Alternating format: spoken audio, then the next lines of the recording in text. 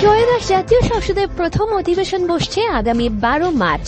সংবিধান অনুযায়ী এই অধিবেশনে স্পিকার ও ডেপুটি স্পিকার নির্বাচন করা হবে। সরকার ও সংসদ সংশ্লিষ্ট একাধিক নির্ভরযোগ্য সূত্র বলছে, ডেপুটি স্পিকার পদ ঘিরে ইতোমধ্যে দলীয় পর্যায়ে জোর আলোচনা শুরু হয়েছে। বিশেষ করে 3 জন সংসদ সদস্যের নাম এখন সবচেয়ে বেশি আলোচনায়। ভোলা 1 আসনের এমপি আন্নালিব রহমান পার্থ, লক্ষ্মীপুর 4 আসনের এমপি এবিএম আশরাফুদ্দিন নিজান এবং নোয়াখালী 1 আসনের MP am Mahbubuddin Khokon.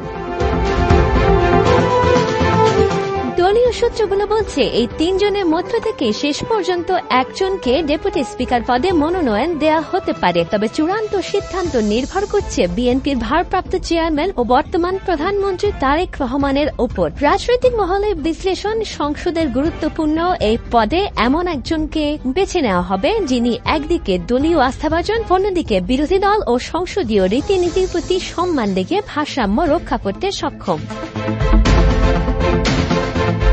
Deputy speaker দৌড়ে সবচেয়ে আলোচিত নাম ব্যারিস্টার আন্নালিব রহমান পার্থর। তিনি ভোলা 1 আসন থেকে 1,04,462 ভোটে নির্বাচিত হয়েছেন। তার নেতৃত্বাধীন দল বাংলাদেশ জাতীয় পার্টি বিজেপি দীর্ঘদিন ধরে বিএনপির জোট সঙ্গী। ত্রয়োদশ সংসদ নির্বাচনে নিরঙ্কুশ সংখ্যাগরিষ্ঠতা অর্জন করে সরকার গঠন করলেও বিশাল মন্ত্রিসভায় তার জায়গা হয়নি। এ কারণেই অনেকেই ধারণা করছেন ভোটের ভারসাম্য রক্ষা এবং রাজনৈতিক বার্তা দেওয়ার অংশ হিসেবে তাকে ডেপুটি স্পিকার পদে বিবেচনা করা যেতে পারে।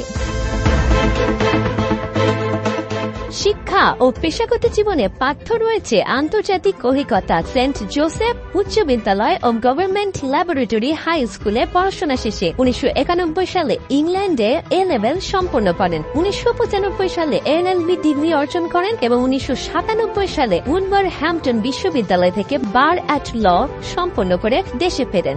দেশে ফিরে 4 বছর প্রখ্যাত আইনজীবী রফিকুল হকের সঙ্গে কাজ করেন। 2000 সাল থেকে তিনি তার বাবা নাজিউর রহমান মঞ্জুর সঙ্গে সক্রিয় রাজনীতিতে যুক্ত হন। 2008 সালে পিতার মৃত্যুর পর বাংলাদেশ জাতীয় পার্টির চেয়ারম্যান নির্বাচিত হন। নবম জাতীয় সংসদ নির্বাচনে 4 দলীয় জোটের প্রার্থী হিসেবে ভোলা 1 আসনে জয়ী হয়ে জাতীয় রাজনীতিতে শক্ত অবস্থান তৈরি করেন। 2009 থেকে 2014 সাল পর্যন্ত তিনি সংস্থাপন মন্ত্রণালয় সম্পর্কিত সংসদীয় স্থায়ী কমিটির সদস্য ছিলেন। রাজনৈতিক বিশ্লেষকদের মতে তার সংসদীয় অভিজ্ঞতা ও আইনি পটভূমি তাকে ডেপুটি স্পিকার পদের জন্য যোগ্য প্রার্থী হিসেবে তুলে ধরেছে।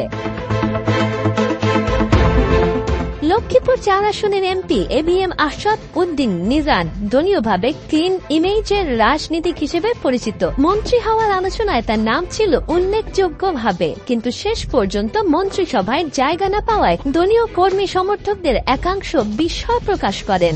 এখন ডেপুটি স্পিকার পদে সম্ভাব্য তালিকায় তার নাম থাকায় নতুন করে আলোচনায় এসেছেন তিনি। দলীয় মহলে ধারণা করা হচ্ছে সংসদ পরিচালনায় নিরপেক্ষতা ও গ্রহণযোগ্যতা গুরুত্বপূর্ণ বিবেচিত হওয়ায় তার মতো ইমেজধারী নেতাকে অগ্রাধিকার দেয়া হতে পারে। নোয়াখালী 1 আসনের এমপি ব্যারিস্টার এএম মাহবুবউদ্দিন খোকনও আলোচনার কেন্দ্রবিন্দুতে রয়েছেন। তিনি দীর্ঘদিন ধরে বিএনপির রাজনীতির সঙ্গে যুক্ত এবং দলীয় কাঠামোতে গুরুত্বপূর্ণ ভূমিকা পালন করে আসছেন। আইনি পেশায় সক্রিয় থাকার পাশাপাশি দলীয় সাংগঠনিক কর্মকাণ্ডে তার সম্পৃক্ততা রয়েছে। সংসদে কার্যকর ভূমিকা ও দলীয় আনুগত্য, এই দুই বিবেচনায় তাকেও সম্ভাব্য প্রার্থী হিসেবে দেখা হচ্ছে। ত্রয়োদশ জাতীয় সংসদ নির্বাচনে নিরঙ্কুশ সংখ্যাগরিষ্ঠতা অর্জন করে সরকার গঠন করেছে বিএনপি। প্রধানমন্ত্রী হিসেবে তারেক রহমান শপথ নেয়ার পর 49 জন মন্ত্রী ও প্রতিমন্ত্রীর শপথ নেন রাষ্ট্রপতি মোহাম্মদ শাহাবুদ্দিনের কাছে জাতীয় সংসদ ভবনের দক্ষিণ প্লাজায় আয়োজিত অনুষ্ঠানে।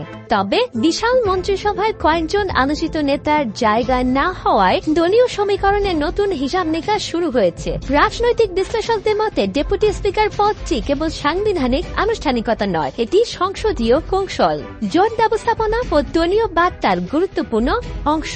তাই কাকে বেছে নেওয়া হবে সেদিকে নজর রাখুন রাজনৈতিক মহলে। শেষ পর্যন্ত 3 আলোচিত নামের মধ্য থেকে কে দায়িত্ব পাচ্ছেন তা জানতে অপেক্ষা করতে হবে 12 মার্চের অধিবেশন পর্যন্ত। Desk report, Dhaka express.